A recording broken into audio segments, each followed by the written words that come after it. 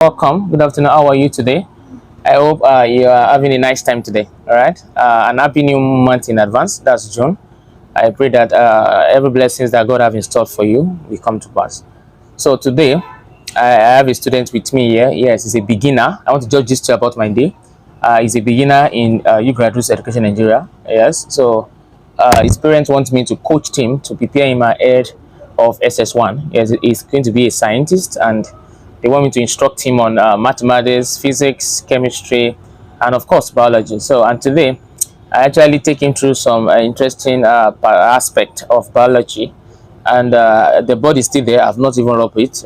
If you can see, I will change the camera to that side. You see it now. So it's still there, and I felt that instead of rubbing this board because it's so valuable, I would like to share with one or two of you out there, particularly if we have sisters or brothers who are just crossing from GSS3 to SS1. You can please share this video with them. At least they will learn. It's really inspiring and very engaging, and to you as well, you can also learn something new. Nothing is a waste. I believe you know these things before, but life challenges that make you forget them, and you might still need them in your studies, particularly if you are still in university or if you are still doing one or two things. So make sure you actually get blessed in this class. So I will be switching the camera now to the board. Thank you very much. Yes, you are just coming into the world of science, and biology is a very crucial subject for you as it introduces you to the study of life.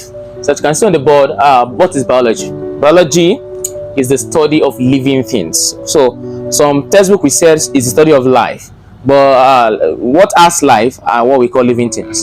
So it's the biology of living things, simply put. So you don't have to stress yourself, just say biology is the study of living things. So but for us to go further, let's go into the names. The name biology was coined from two Greek words, which is what? Bio, which means life, and logos, which means what? Study. So logos means study, bio means life. So that means anywhere you see the word bio, it means life. So when they say biochemistry, life, the chemistry of life in the body system. So everything bio means life. So when they say bio, that's life, and logos means study. So put together is the study of life or the study of living things. I hope that is put. So if you are just crossing from GSS3 to SS1, you can take your pen and your note, write it down, and never forget that biology is the study of life.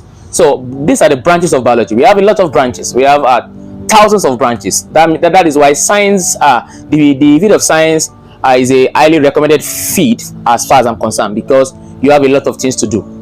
So you are not just going to be jobless. So many people, they celebrate medicine, they celebrate engineering the most, but I can tell you that even there are other courses, professional courses that you can take in life sciences, in earth, and other disease related field, and that they are also biology. So there's a lot of branches. But in this class, what I engage my boy in, and in the current essential textbook, in fact, there are some things that are not even there. So they just select few of those important fields. From onset, we believe that living things are plant and animal. It was further understanding that made us understand that there are other kingdom that are not just plant and animal, like the kingdom fungi, the kingdom algae, algology, and the kingdom protista.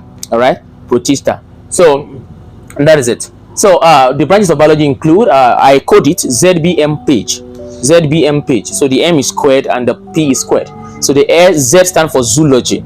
So the B stand for what? Botany. So when you say zoology, it's a study biology of animal. So when we say botany, is the biology of plant. And then the M there, one of them is morphology. So that this with the what? The study of external organs. And then we have microbiology, this biology of microorganisms, the organisms that cannot be seen with the unaided eye. We've seen students use naked eye. That word naked is not a biological term. It's somehow off. So stop saying without the use of naked eye. So there's nothing like naked. Eyes cannot be naked. Your eyes is actually located inside the eye socket, and it has a skull that protects your eyes. So it's not naked. So it's better say that you say without the use of without the unaided eye. So microscope is an instrument that you use to aid your eye, so that your eye can have a bigger magnification to view all these microorganisms. So that field that study microorganism is known as microbiology, and that's what I study. I'm a graduate of microbiology, and it was actually, I can tell you that it's a very interesting course. I can advise you to go for it if medicine is not coming through. Medicine is good, but if it's not coming through, microbiology is also a nice field to go for.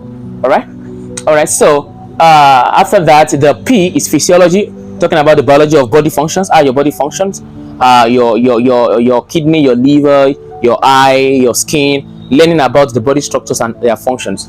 And then anatomy deals with the internal organs, the organs that we cannot see with our eye, we cannot see or touch or feel except if there's operation or something. So those include liver, kidney, your intestine, your stomach, everything like that.